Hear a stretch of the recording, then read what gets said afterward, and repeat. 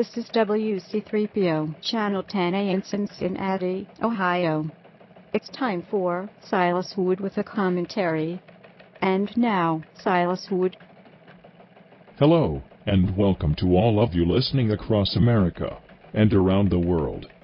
Here's my commentary for the week of October 7th, 2012. Well, it's only a few weeks now before this nation chooses a president for the next 4 years. This last week saw the first debate between President Barack and Obama and his challenger, Governor Mittels von Romney. Viewers like me had to be surprised by the performances of both the president and the governor. We had Governor Flapjack versus President Launch Abort. First, Mittels.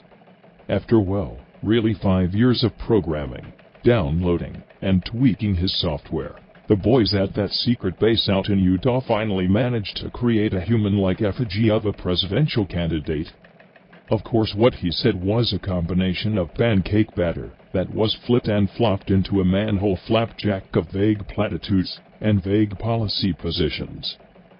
Which just goes to show you can animate an android, but with the wrong input he sounds just like any crashed-ass dummy.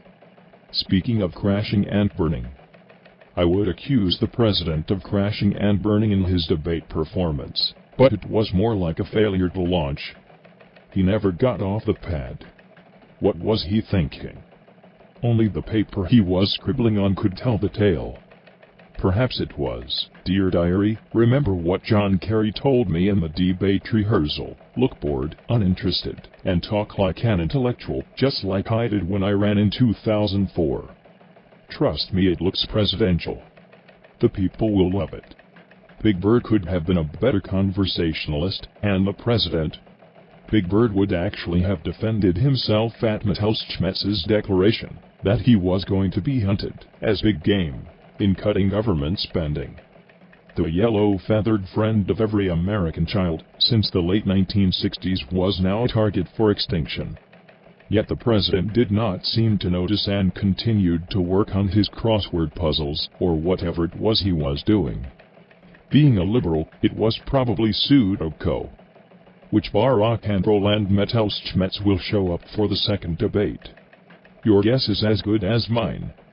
My other comment about recent events has to do with the anniversary of the death of Crabapple Computers founder Steve Jobs last week.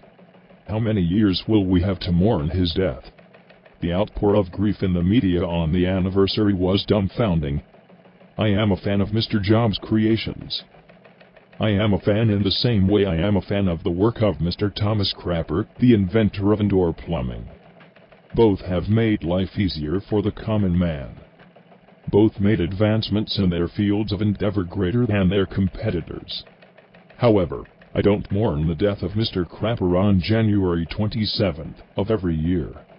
As the user of both their creations, I like it that they have both streamlined the workflow of what you have to do. And they usually work the first time. But if I have to give the edge of one invention over the other, it would have to go to Mr. Crapper. In the life of this commentator, always knowing where the nearest version of Crapper's invention is a lot more important than where I can find an iPhone. There is after all no app that could be invented for what I need to do in the bathroom. This is Silas Whowood. Good day, friends.